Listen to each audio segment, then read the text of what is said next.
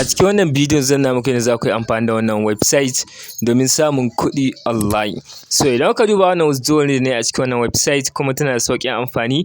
Wannan website dai investment platform ne kuma investment ɗin shi yana da matuƙar sauƙi. Zan nuna muku step by step yadda za ku yi amfani da shi. Bayan haka akwai referral program tun daga level 1 har zuwa level 18 duka dai a cikin wannan platform ɗin. So hanya ce za ka samu kuɗi da ita. Sai da abin da nake so ku sani, wannan short term project ne ba long term project ba. So daga farko ka danna link da ke description na wannan bidiyon, kai tsaye zai kawo ka zuwa wannan website. Da ka duba akwai option guda biyu na number waya da kuma email address, sai ka zaɓi phone number. Daga nan sai ka saka number wayar ka kai tsaye. Za ka ga akwai wurin saka password, akwai login password wanda shine password za ka yi amfani da shi domin shiga a cikin account naka. So za ka saka login password ka yi confirming. A ƙasa kuma za ka ga security password wanda shine password ɗin za ka yi amfani da shi wajen yin withdrawal na kuɗaɗenka a cikin wannan website. So sai ka zo ka saka security password, shi ma ka yi confirming na security password. So bayan ka kammala saka security password da login password ka yi confirming, za ka zo ka danna akan register button, wanda kana dannawa akan register button kai tsaye ka registration da wannan website. Zai nuna maka cewa ya wuce successfully. Page zai kawo maka shine wannan. Idan ba ku manta ba, a baya na muku bidiyo kwatankwacin irin wannan website din. So suna aiki da same way. Hanyoyi biyu ake samun kuɗi da ita idan kuka duba kuka yi scrolling a ƙasa. So idan kuka duba can sama za ku ga akwai ainihin wurin da aka rubuta saving box, akwai kuma loop.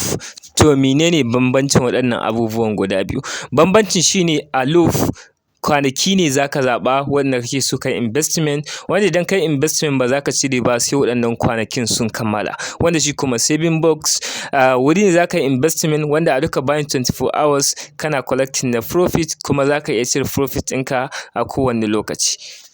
So mu taɓa saving box misali, zai kama zuwa wannan pejin.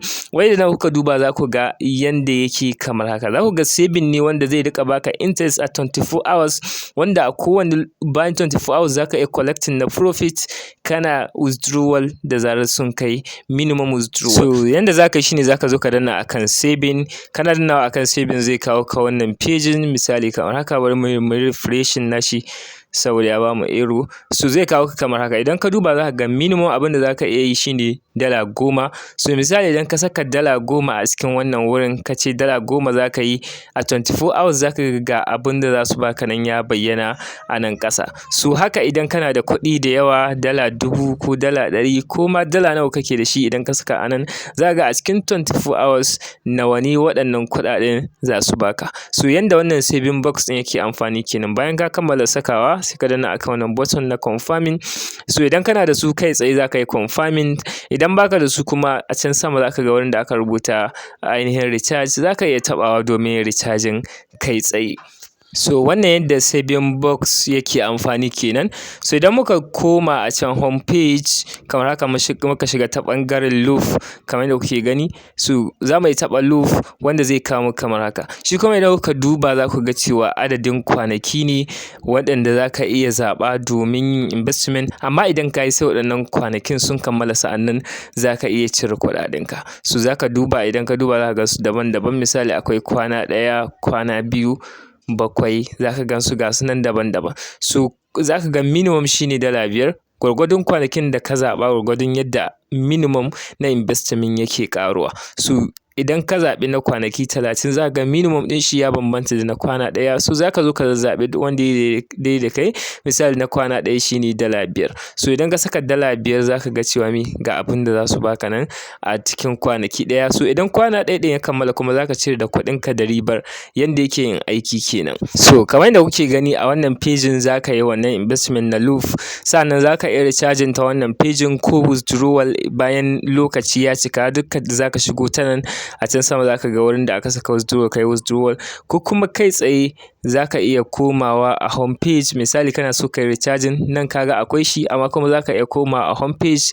A nan sai ka taɓa akan recharge. Kana taɓawa akan recharge zai kawo ka wannan pejin. Za ka ga cewa ga cryptocurrency na assets daban-daban da za ka iya zaɓa. Akwai BIP20, akwai TRC20, TRX, BNB, duka za ka ga gasu nan daban-daban da za ka zaɓa. So duk wanda ka zaɓa sai ka zo ka yi copy na wallet address. Misali na zaɓi BIP20, sai ka yi copy na wallet address. In ka yi copy na wallet address, za ka je ka turo USDT ka da ka zaɓa. So kai tsaye wannan shine hanyar da zaka bi kai recharging. Kamar yadda na faɗa muku suna da referral program wanda yake daga level 1 har zuwa level 18, so zaka zo ka taɓa akan my team wanda zai kawo ka zuwa nan. Idan ka duba zaka ga kana da unique referral link wanda zaka iya sharing da yan uwa da abokan arziki. Duk wanda ya amfani da wannan link din ya register za kana samun commission. So abinda zaka yi shine sai kai copy na wannan ainihin wallet link naka kai sharing zuwa ga yan uwa da abokan arziki. Idan kai scroll a ƙasa kuma ta nan zaka ga dukkanin wanda ya register da link ɗinka zaka ganshi daga level 1 har zuwa level 18. Zaka ganshi a nan da kuma adadin abin da ka samu ta ƙarƙashin shi. Sannan ƙasa ma idan ka ƙara scrolling zaka ga duka bayanai ne akan account naka, wani ɓangare referral naka yayi ainihin investing, sa'annan me ka samu a wannan ɓangaren da yayi investing a ciki. Idan kai ƙasa kuma zaka ga templates nan da zaka yi amfani da su kai haɗa ta da link naka kai sharing, wanda easy ba sai ka tsaya rubutawa ba, zaka yi copy ne kawai ka saka link naka ka tura wa mutane za su gani. So hanyar da wannan website ɗin take aiki sai kamar yadda na faɗa, wannan ba long term project bane, short term project ne. So amma ana samun kuɗi da irin waɗannan project ɗin sosai. So abu na gaba zan nuna maka shine withdrawal. Already ina da $2 a cikin wannan website ɗin, so zaka nuna maka yadda ake withdrawal. Zaka zo ka taɓa akan withdraw button gashi kamar haka, kana taɓa shi zai kawo ka zuwa wannan page. Idan ka duba akwai BIP20 kuma ina da $2, so sai ka zaɓi ka bar shi akan wannan BIP20 ɗin. Da haka zaka koma ka yi copy na wallet address naka na BIP20, ya danganta ga wacce exchanger kake amfani da ita ko wallet. So ina amfani da Bitget, da haka me zan je in danna akan I have crypto asset. Daga nan zan je in yi ainihin selecting na USDT, bayan selecting na USDT kamar yadda kuke gani. So abinda zai shine zan zaɓi network, da haka zan zaɓi BIP20 gashi kamar yadda kuke gani. So kana taɓawa akan BIP20 zai kawo ka nan, sai ka yi copy na wallet address ɗin da suka baka. Kana yin copy na wannan wallet address ɗin da suka baka, shikenan sai ka koma a cikin wannan website ɗin wadda muke amfani da ita. Kana komawa a cikin website ɗin, abu na farko da zaka yi shine sai ka yi pasting na wannan ainihin wallet address da ka kwafo. Kana yin pasting ɗin shi sai ka zo wajen amount. So duka zan saka, da haka zan zaɓi max kawai tunda $2 ne. Kana saka max zaka ga sun bayyana. Sai security password, shine password ɗin da ka saka yayin da zaka yi ainihin register. Security password ɗin nan sai ka zo ka saka shi. Kana sakawa kai tsaye zaka zo ka danna akan confirm button. Kana dannawa akan confirm button zaka ga withdrawal naka ya nuna maka cewa yayi successfully. Abin da yake ƙara burge ni da irin site ɗin shine duka withdrawal ɗin su baya wuce zuwa minti 1 zuwa 2 ya shigo.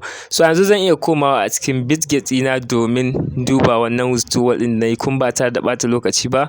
Zan yi back sai in koma ainihin wajen asset ɗina kamar yadda kuke gani. So idan kuka duba za ku ga cewa in nayi refreshing za ku ga sun nuna cewa ga ainihin wannan $2 ɗin nan suna akan shigowa, ga sunan in progress, wanda yana cewa wannan is incredible instant withdrawal kenan, wanda idan ka duba gashi nan yayi completing successfully. Da zamu taɓa za ku ga cewa ga ainihin transaction history na wannan $2 ɗin.